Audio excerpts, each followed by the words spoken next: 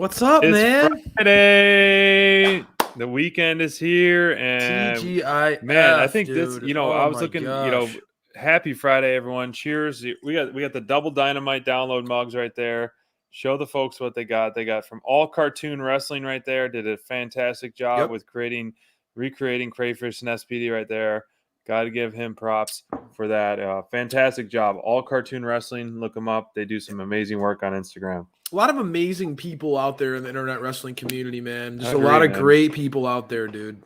Yeah, we got a lot of our inner marks, as we like to call them. We love interacting with them week in and week out, and some good people for sure. Yeah. And when I was pushing play live on my computer because I wasn't watching it on the TV, it said Rampage episode 10. Can you believe that this is episode 10 of Rampage already? It goes by quick, man. I mean, the first dance was Rampage episode 2, so CM Punk has been here for what? I guess that makes it 8 weeks. So this was the first Rampage we've had 4 matches on there, and as some like to say, the fastest 60 minutes in pro wrestling, which I agree. Just goes by so fast. Yes, last week we saw the Grand Slam, or 2 weeks ago we saw the Grand Slam. 2 hours of Rampage, and honestly, it was great, and the whole card was so stacked. But we kind of unanimously agreed that 60 minutes was a sweet spot for sure in that. I mean, what did you think about the 60-minute sweet spot tonight with 4 matches on the card? Yeah, I think that the 60-minute format just works. I mean, I know that we all want more AEW, right? Like, who doesn't want to see more AEW? But I do feel like they're doing a great job. Rampage feels tight. And, throwing this 4th match in there, I felt like it worked because we got to see a really dominant performance in one of those matches. Sure. But I think that, like, keeping it at that 1 hour window really works. We talk about, if you're out there and you're trying to follow BTE and Dark Elevation and Dynamite, and then keep up with social media because, honestly, a big part of wrestling is social media now. I mean, there's so much great stuff. Interacting with the talent on social media is a big part of it too. I think that Rampage being an hour worked, and I think that they follow a similar formula than what we see work on Dynamite. You have that first match really start out as a semi-main event that we talk about here, as a match that really sets the tone. Daniel Garcia and CM Punk SPD, that match to me was in ring was so much fun to watch, man. These two went at each other hard. I was expecting, that technical mat wrestling between these two, but it was so much more physical with striking than I anticipated. Right. You had to be geeking out as the moves guy of Dynamite Download. You had to be loving this one because Punk was really bringing those knees and those kicks. I think that Garcia's tenacity brought out the best in Punk tonight. Yeah, and like you said it best, like, the striking, this is the 3rd match we've seen CM Punk in, and we've had 3 different CM Punks, in my opinion. And this one, he didn't finish with the go to sleep. He finished with, a tap out. And I did think he was more aggressive on the offense in terms of the striking, the kicks, and the throw and the punches and things like that. And we got a different taste of CM Punk, if you know what I mean. We got a different taste. But props to Garcia for hanging in there. He, and someone who's the announce team, props to them, as you were giving them high praises all night long to us in the text, that they're hyping him up, this match with CM Punk. And, it almost went 20 minutes. And so this was a back and forth match. Yep. There wasn't too much shenanigans on the outside with 2.0, which, side note, they've been doing some amazing stuff on BTE. We're getting a lot of tastes on BTE, if you know what I mean, the BTE champ. But overall, the crowd was hot behind this. It's a great way to kick things off. I do like kicking the show off, as we've seen, as you noted. Set that bar high, set it really high, especially if you're not doing a live Rampage. This was a showcase, a good. I mean, CM Punk just went against a super heavyweight in Hobbs, and now he's going on a lightweight against Garcia. So adapting to your opponents is showing his, blend of different, styles that he can do to put away people. So I know you were pumped up on this one, and you're wow after wow after wow for it. I was really impressed. This is one of those matches on a card where you say, okay, Punk versus Daniel Bryan, a casual fan, when they see that, might think, okay, this could be a quick win for CM Punk. Given that we have 4 matches on this card, you could think that Right. anybody who's seen what Daniel Garcia can do in the ring recognizes that this guy needed a spotlight. And that's what I was loving. The commentary team tonight was going on and on about it. I loved, one, the trio that we got to see between Taz, Jericho, and Excalibur really playing well off each other. But agree. Jericho said it really well. All Garcia needed was a spotlight, and going and having it was a victory for him just to have this opportunity to step in the ring with a legend like Punk. Right. And you could tell he stepped up to the plate and he swung for the fences, man. They busted out the sharpshooter, taking those vicious knees from Punk. I mean, this was a match that you said it. Punk really has varied styles. It felt like when we were there at All Out, Punk with Darby was kind of getting some of that ring rust off as his first match in, and kind of was almost taking it easy on Darby because it wasn't as vicious as this match felt at times. It felt like Punk really wanted to send a message that he can hang with a guy who can go. Garcia is so young. The motor on this kid and the tenacity that he has, I love it. And I love the CM Punk tour so far. I mean, you think about it, getting in the ring with Darby Allin, getting in the ring with Hobbs, both Team Crayfish picks, and getting in the ring with a Daniel Garcia guy. I mean, this is more of when you talk about a veteran, a stud, an icon in the business like Punk coming in, and the matches that he's having with the talent that's in AEW, giving a spotlight to these guys. SPD, you said it. Such different opponents. He's not playing it safe. He's going against Darby, and then he's going against a guy like Hobbs and now Garcia. You're getting in these different styles of where he's being forced to go out his comfort zone in every single match. Getting a beating from a big, powerful dude like Hobbs, and then having to go toe to toe with a technician like Garcia. It's such a change I was thoroughly impressed in this match, man. I was geeking out. I thought this match absolutely delivered. If we're talking match of the night, I know for you, it's tough to ever top when the Lucha Brothers are in the ring, dude. So oof. I get it. But this one really set the bar real high. Good thing that tag match had the Lucha Brothers going toe-to-toe with the Acclaimed, a team that we all here a bit. Everybody loves them on. Here at Dynamite Everybody Download. Loves the Acclaimed. How can you not? A real great, I think, a great blend of styles. What'd you think of this one, SPD? Were you geeking out about this one as much as I was about the opener? I was this one, I told Bonds on our Dynamite Download show that this one I was looking forward to the most, even though CM Punk in the ring, it just, we love the Acclaimed, and I'm a huge Lucha Brothers fan. Yeah. And so I think Caster's opening rap was perfect. It hit as many low spots as it needed. It touched on, current events in AEW, and it was timed perfectly and all that. But this one was high energy the whole time, man. It went fast, and then no commercial breaks, which I loved on that. I think I wish it would have gone a little bit longer, especially for the number one contenders going against the tag team champs. But it just shows just how dominant the Lucha Brothers are. And the commentator team did a great job showcasing that they're, even Jericho was like, I've been wrestling for 31 years and I haven't seen half the stuff these Lucha Brothers are doing, and it's true. We're getting new stuff from them every single week. And for them to come out with both belts, it's great. It's because they totally deserve it. I mean, this team is and has been one of the best tag teams in the world for a while now.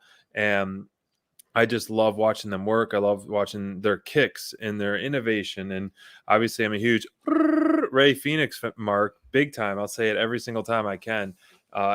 Their stuff is incredible. And honestly, the Acclaim were holding their own for a while. And, sometimes they get criticized for not being the best in the ring, but I think they're showing up with some of their move sets. And I think they're doing a great job trying to hold down the fort against the Lucha Brothers for sure.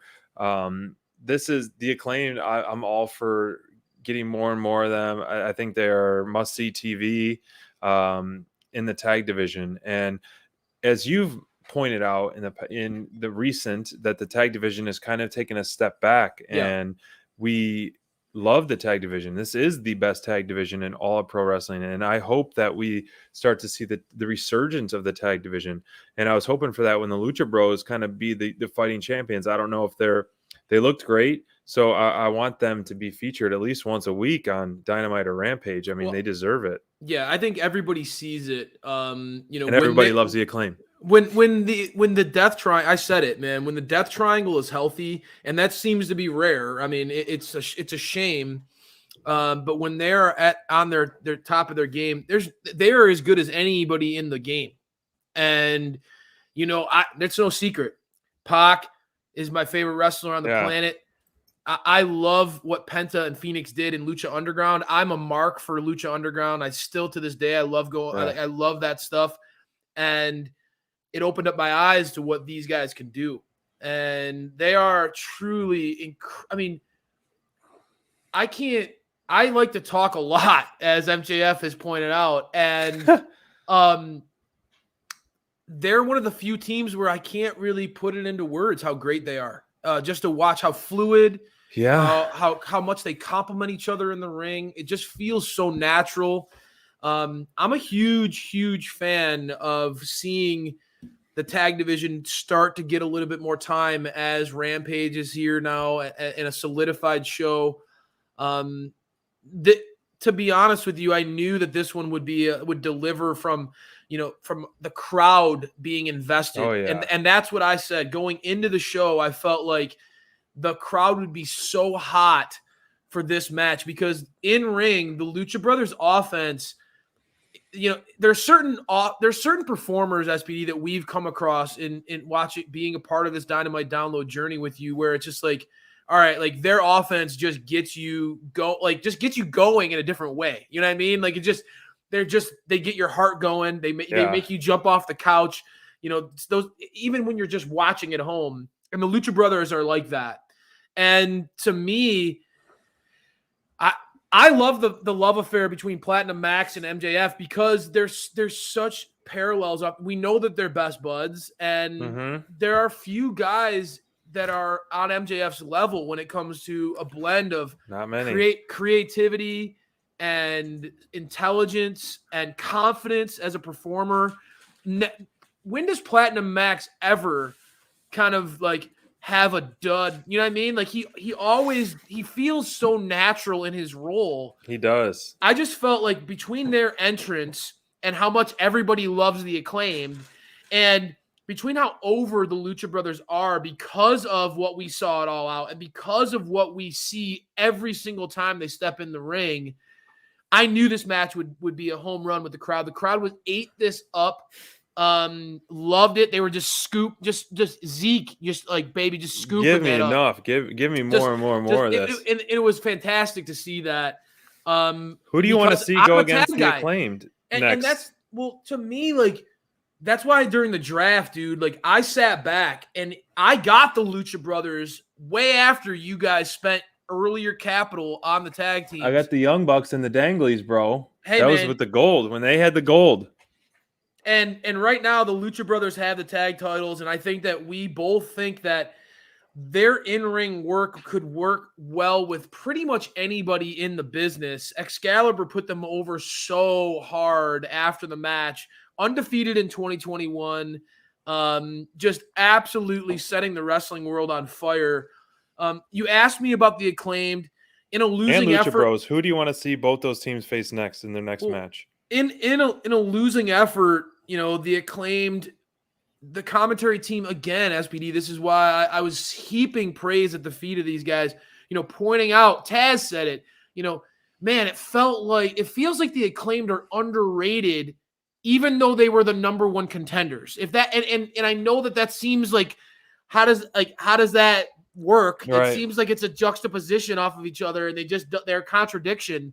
But it is true for being the number one tag team contenders and for being as naturally over. I mean, when we were at All Out Weekend, that Max Caster rap session that we got to see was so fun. And it was just and Bowen's ability to, I think, genuinely connect with fans. The guy has a certain level of empathy that I think is noble as being a star in the business. I think he's very humble and cool and down to earth. Yep. And so I think it's natural. It's cool to see the Acclaimed continuing to get opportunities. I think that they're a big piece of this tag division going forward. You asked me who I'd like to see them go against. I mean, honestly, I think when you have a team like the Acclaimed, you have to, just like we're seeing with the Ricky Starks Cage conundrum, you have to have somebody who can go and hang with them on the mic, not just in the ring. And I know that I saw the Best Friends as getting thrown out there.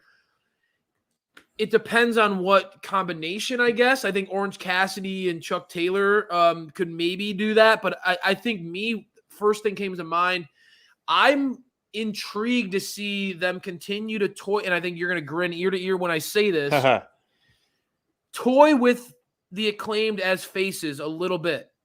Right.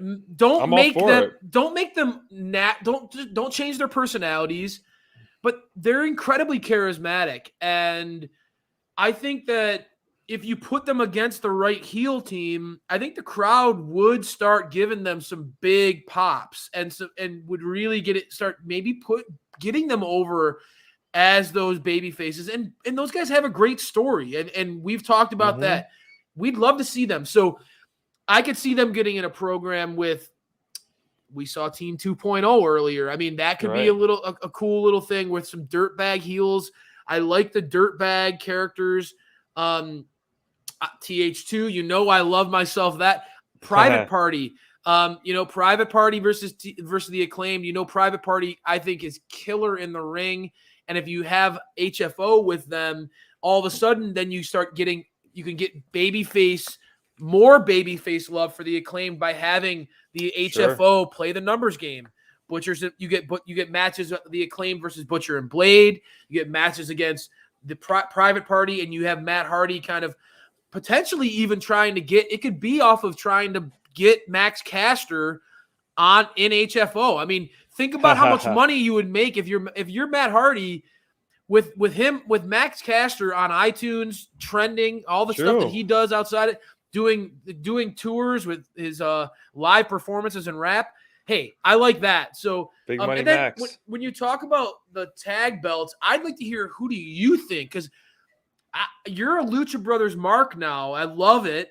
Who do you think could step to the champs? FTR, my team, has been starting to get a little bit more, getting a little more on the forefront, starting to take the bull by the horns, so to speak. I told you last time you and I talked, FTR seems to kind of be wanting to lead this revival, so to speak, of the tag division. And sound technicians like them against the Lucha Brothers, that would be a banger of a tag feud. I mean, that would be killer. Who do you want to see the Lucha Brothers against?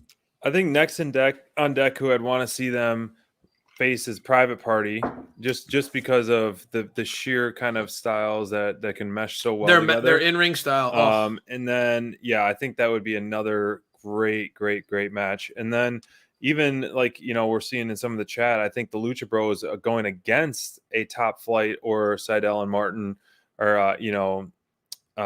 would be great as well. That would be a lot of fun to watch, even though it is a babyface versus babyface, which AEW is not shy at booking that kind of match.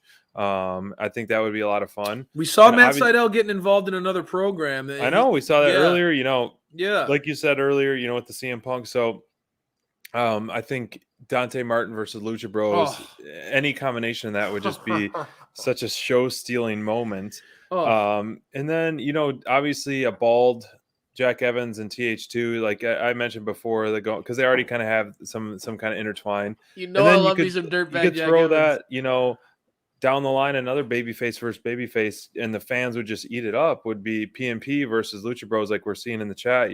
Scoot, and I think you save that for the ultimate payoff, because at this point I have no idea who would dethrone the Lucha. Not that I want them to be dethroned anytime soon.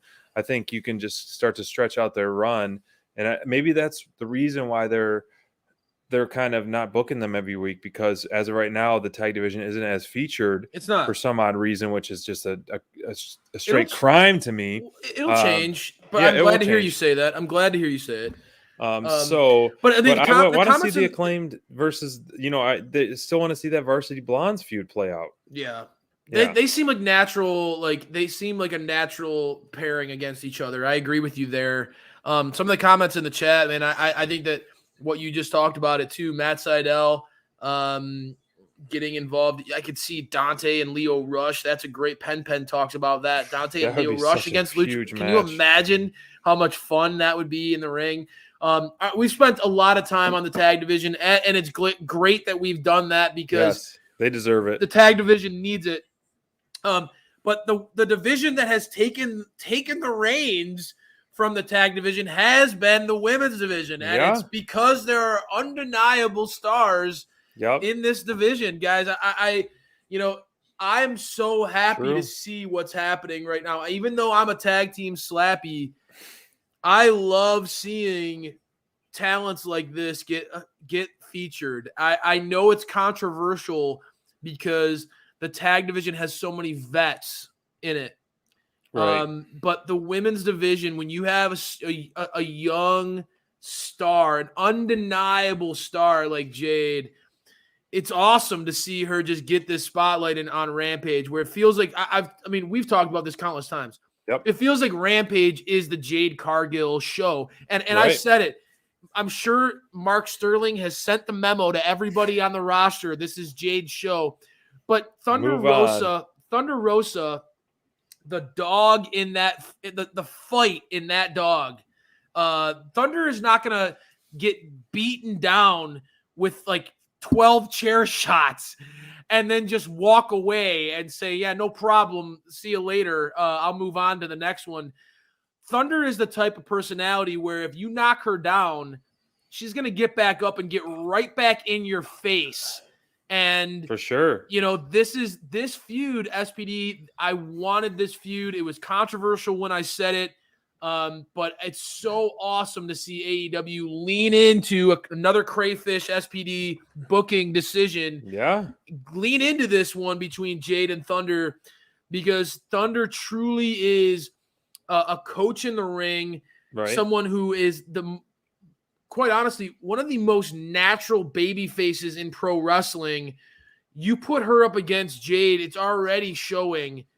Jade's coming out looking like $1 million in this one, dude. Versus, Sky. We saw Sky Blue. I know you're a fan of what you saw in Chicago. Mm-hmm.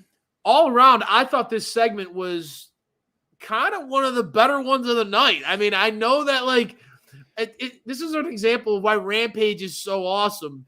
It's a tight show, and it felt like every segment hit. Obviously, I don't know. I was a little bit more of a squash. I was a little disappointed how they did Sky Blue dirty like that. Obviously Jade is a beast and a star, and she beat Thunder, bro. She beat your hero. Well, she gonna beat Thunder. Okay, not a one-on-one match. Come on, we'll see what happens there. Yeah, but I think that after seeing what we saw out of Sky in Chicago and winning the fans over and winning that opportunity, earning that opportunity in the Battle Royal, and then consistently being booked on Dark and Elevation and now on Rampage, I was hoping for a little bit more back and forth. Obviously, I wasn't, the almost no offense from Sky. I don't support that part. Even Muro, who is, the Redeemer, God's greatest gift, was letting Fuego get offense in, and he is a beast, and so I think at least get a little back and forth so you can grow the division. So, but all in all, for the visual of her Jade standing over tall again, and then Thunder coming out to avenge that. Love that. I think we're in for a treat for sure when that ultimate one-on-one match happens. When it happens, I mean, I feel like it'd be hard to stretch out far enough for the TBS championship, but it would be fun for them to meet in the finals, as we're seeing in the chat. But I think the person that's going to benefit the most from that feud is obviously Jade. Getting that rub of experience, getting that rub of comfort level, and someone kind of being the ring general and going the distance with someone. Her hardest test to date would be Thunder. So that's where I take on it. I don't think it was one of the better segments of the night, but I told a great story, and it's giving us a lot more that we want. It's giving us more questions and more excitement in that kind of feud. So when it goes toe to toe, it could be leading up to a pay-per-view match. And whoever it is, I think no better person to give Jade her first loss than Thunder. Well, yeah, I agree with you on that point. I think, Thunder has that that respect on the landscape of pro wrestling, where if Jade takes an L from her, it's not like this devastating thing. The reason why I'll counter you on this is, Jade is being built as a wrecking, like absolute wrecking ball on this roster. They need someone like that. And so I get it. You want to see, because there's that sentimental. We were in All Out when Sky Blue kind of got over and had that genuine moment. But dude, you got to put it in perspective. Just having that opportunity against Jade was a big opportunity for her. Agree. And this wasn't in Chicago, so you need to you got to recognize all right, the reason why I love this segment was because it ended on such a high note. And it's not always about the match. It's about what we leave that segment feeling as a viewer. And for me, that gave me hope as this feud could be really great between Jade and Thunder. I believe in this feud, and you and I have had a lot of deep conversations about the AEW product. I believe in this feud. You said that you think that Jade is going to be a clear beneficiary of Thunder versus Jade, and I agree. And this is why Crayfish, if I was part of the AEW booking team, which would be a dream come true. Never say never. If that was that's why this was one of my top ideas, because I do feel like the biggest criticism of Jade is that she's green. And okay, we all start out green somewhere. We all have that. But to use that as a ceiling on her star power feels very short-sighted. It feels very leaning into the negative rather than leaning into the positive. And I think that if you say, okay, yeah, she is green, but we know that she can draw.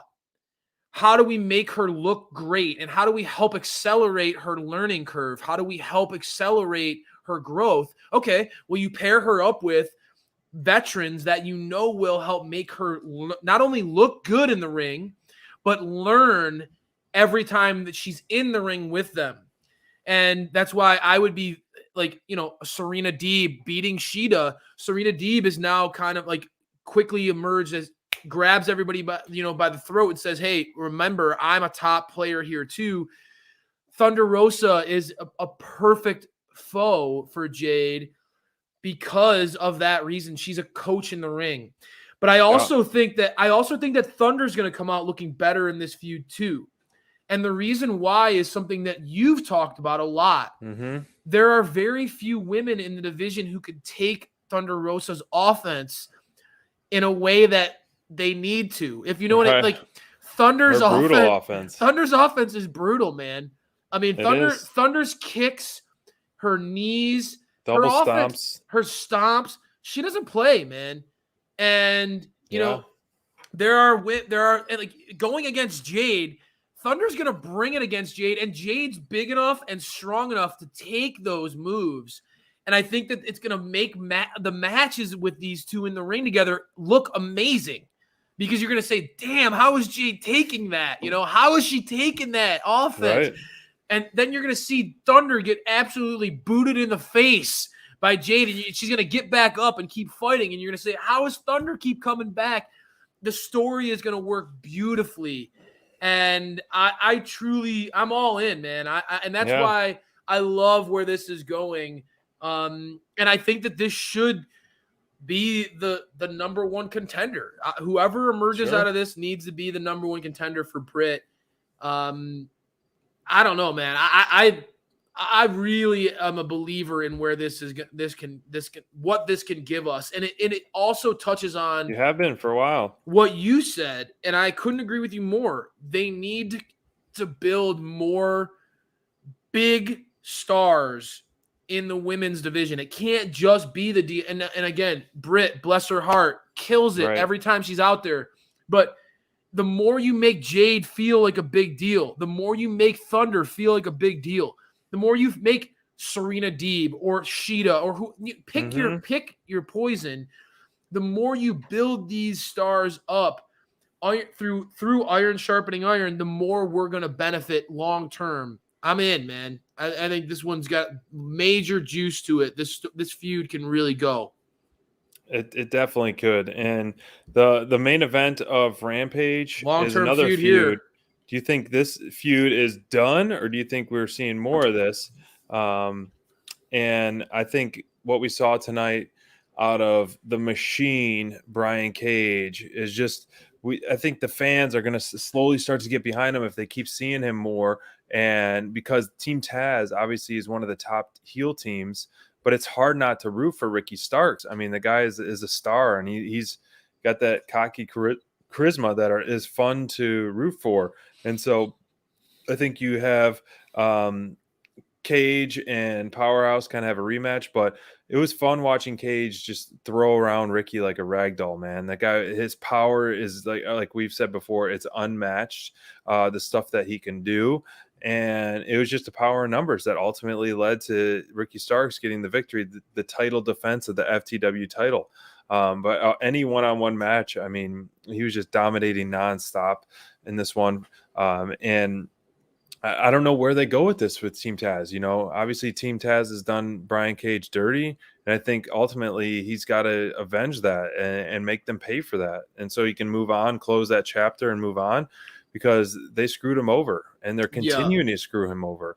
The Machine is such a powerful person.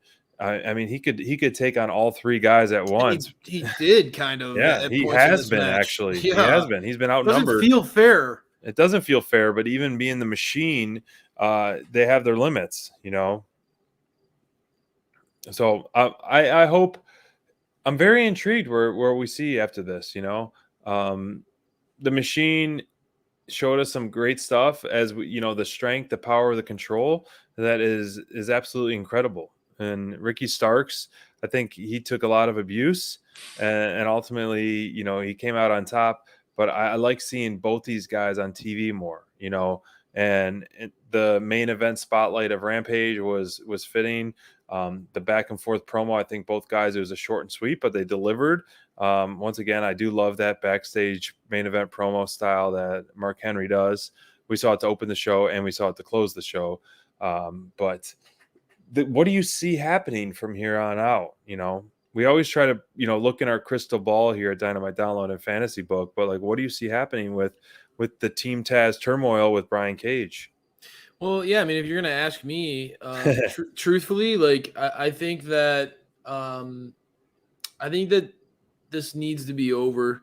I think it's best for both parties. I personally, and this isn't a negative thing. I mean, every new beginning comes from some other beginning's end. And I just think that, you know, Starks needs to be in a pairing with someone who can go on the mic with him like he can. And the size disparity between him and Cage just makes things feel awkward.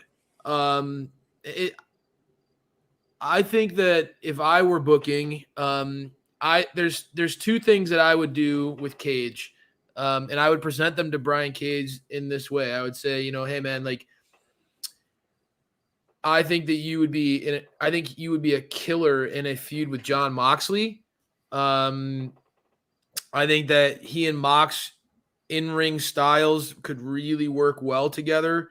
And I think a program with another vet like Mox could get the crowd going. And I would be intrigued because I think, again, Mox is a guy who I think Mox needs something. I think he needs a program. I know he's kind of involved with Lance Archer right now, but I mean, Cage, Lance Archer, and Mox would be an interesting dynamic. But I think that Cage and Mox, their offense and their styles, how brutal they are with each other, could really work. And I think that Moxley's one of those guys who gets better when he's hit hard, and Cage is the type of guy who can do that. So I think that they would work well together in the ring. Or I would present him with, hey man, like we at AEW, we have the ability to have the forbidden door opened. And I think that Brian Cage in Impact, the guy's a Hall of Famer in Impact. Brian Cage is a big deal in the landscape of Impact. And I think that him going over there, I'd like to see him in a feud with Morrissey. I'd like to see him maybe getting involved in a program with Moose, like the big guys there. I think that even him in a program with Chris Bay. Chris Bay is a young, talented, charismatic guy that could benefit from being in a program with Cage. But I just think that if you had Cage be more involved in it with Impact, with his history there, and with sort of what happened here, I think maybe he could go and rediscover himself and gain his confidence going back to Impact a little bit. It's a former Impact heavyweight champion, one of the more dominant guys in the recent history of Impact. And maybe he could then tap back into why he was one of the Mount Rushmore signings for Tony at the time.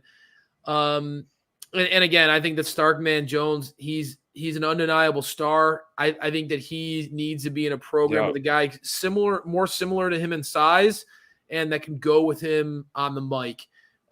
So that's kind of where I think that this is. We've already seen Cage against Hobbs. We've already seen. I mean, I think that we've seen some of that play out. I think that Team Taz needs to move on to a new target. What about you? What do you think? Yeah, like we're seeing in the chat and stuff, like the injury didn't help out, and then it kind of fizzled out, and there's still story left to tell.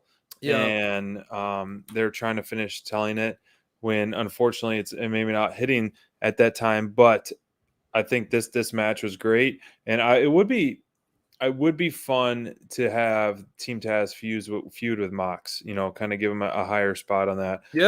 In terms of Brian Cage, looking at the landscape of some heels, I mean, I mentioned before, I want to see like a battle of the heavyweights. I want to see Cage go against the likes of Miro, the likes of Wardlow. I like that. There's things of that, Nick Camarado, like any of the big men. I want to see battle of the big men. And we know the Machine has, unhuman strength. And so inhuman strength. Inhuman strength. And even, another battle, battle with Lance Archer too. But I want to see the heavyweights go at it for sure. And I think that would be a lot of fun. Have a couple big heavyweight matches, and then, try to see how things are going with that. And then you can start to develop a storyline from there. You got me thinking storylines, man. I mean, honestly, we've been talking about what we would do with the factory. Imagine if Cage, wanted to get back to basics after losing to Ricky Starks and get back to getting back to the basics and trying to join the factory. I would love Cage in the factory. That would him and Camarado as a tag team. Sign me up, man. Holy smokes, right? I mean, wow. In the Machine, that would be great, Freak Beast and the Machine, those two could tear some people up, right? I mean, that would be kind of cool. I don't know. Maybe that's my new idea. You might have just given me something there. And help, then you could have them go against like the likes of Bear Country, even Jurassic Express with Luchasaurus in there. Yeah. And same thing with the big guys. Like Luchasaurus is so over. I mean, Cage is, we're pushing him to be babyface because his offense is so fun as that. And, we're seeing that in the chat, going against the Pinnacle. I mean, I mean, you could I just nodded along. If Cage ever kind of, I know the history was there, if Cage ever helped out Darby, I think you automatically he automatically adds that makes tons sense. of points to his babyface run. Yeah, that makes a lot of sense. We've been talking about how Brian Cage could be a babyface in AEW. Yeah. And that's a great point with the Pinnacle outnumbering Darby and Sting and really, kind of beating them up and doing the gang warfare. Cage versus Wardlow, Cage joining up with Darby on his side, that would be a killer one, man. I Well, like that you remember idea. back in the Cage versus day when that Wardlow. Oof. feud, Team Taz and Darby feud, where Cage kind of like held them back, with was kind of like, long-term storytelling with the Sting, kind of the respect for the Stinger. I like that a So, lot. That's a I mean, you great have call. the muscle to protect Darby. Yeah. And you instantly, Darby has a huge arsenal as a backup with Brian Cage. Love that idea. I think you kind of, whew, what more could you ask for in backup for Darby Allin? Like, Yeah. And you're then bringing the as machine. the chat's blowing up about it, then Cage going against MJF.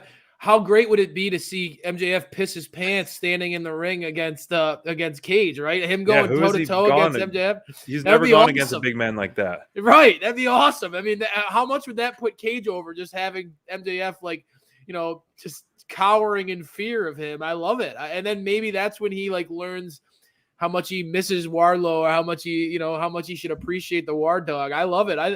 I don't know. I that's a great call by you. Really like that. Yeah. So and you can have that drill claw into a coffin drop would be pretty epic. Now, dude, look at you. Give it. Let's hear it. Let's hear it. Looking by SPD. Choo choo, baby. You got me hyped now. All I right. want to So see it.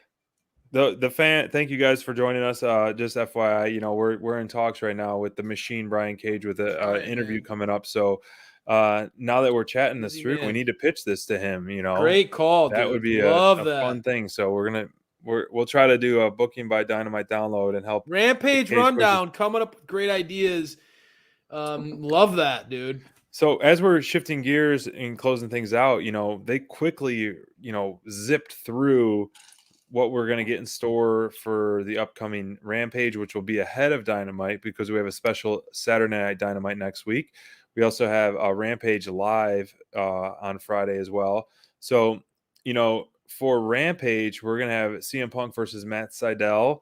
We're going to have, obviously, the Inner Circle versus the Men of the Year, and Ruby Soho versus the Bunny. So that's the Rampage rundown right there. And then the Dynamite matches that have been announced so far is Dante Martin versus Malachi Black. Which will be very unique styles there. Lucha Brothers versus a mass tag team known only to the close friends of Andre El Idolo. You got to put that down there. Dude, I am not switching spots with Bonds next week. I'll tell you that. Brian Danielson versus Bobby Fish. And then they announced that the World Title Eliminator Tournament bracket is going to be announced too. So they're bringing back that tournament. And I don't know if you guys in the chat noticed it, but with that World Title Eliminator Tournament, I don't know if they said the finals will be at Full Gear or the winner will get a match at Full Gear. So it was so fast. Excalibur was just rambling those things off, didn't skip a beat. Did you catch what they're saying about that? No, dude. And ever since you mentioned that, I've been thinking about it since. I've been trying to find it on Twitter. Can't find it. Need to know. Pen maybe will know because Pen's in the know. But regardless, huge consequences in the world title scene. And I think there's a lot to look forward to. I mean, I'm geeking out about that Lucha Brothers. What could Andrade have in store for them? That's very interesting. I have no idea what to expect. And honestly, dude, I know that you were trolling him hardcore on Instagram. I know you and Bonds had a lot of great content from Dynamite Download, but you were trolling Dan Lambert so hard on Instagram, and I think that the Men of the Year versus the Inner Circle has been way better than I thought it was going to be. And I'm not trying to be I like this feud negative. I think this feud's great. I love Ethan Page and Scorpio Sky. I think that their work, that what they have works. Clearly, I mean, I think Ethan Page is an absolute star. But this Dan Lambert, this America Top Team versus Jericho and Hager and the Inner Circle, it's working. I think it's kind of fun to see where this one's going. I agree, man. And it's like I've said on Dynamite Download, I hate Dan Lambert, but I love him at the same time. The stuff that he's doing is so good. And that's almost like how I felt the claim at first. I was like, I hate these guys, but I actually like I hate them so much I'm not turning away. Right. And then they slowly get to they love you, because Lambert has not missed a beat, man.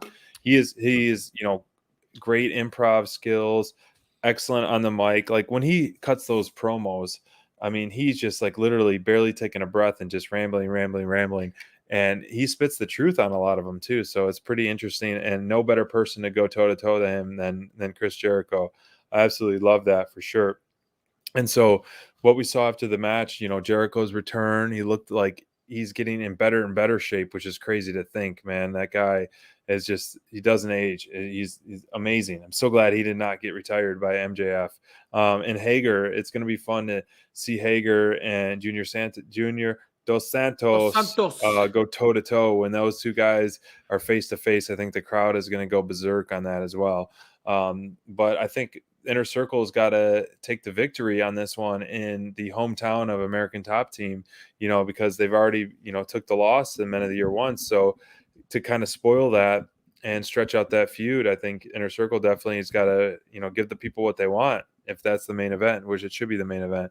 The other match, it's odd that we're getting, obviously Rampage first, but CM Punk back in the ring. I'm a huge Matt Sydal fan, and I think he's another one of those persons. Like, if you can get me across from him, like that's a win as it is. Yep. So CM Punk kind of being the fighting champ, but looking at Dynamite, it's hard not to think Dante Martin and Malachi Black are going to steal a show, and Lucha Brothers, and then you have Bryan Danielson and Bobby Fish, who we just got recently signed. Like, those three matches are just like great card.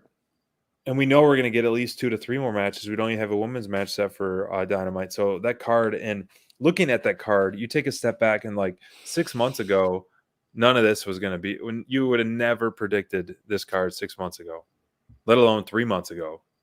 It's pretty incredible stuff.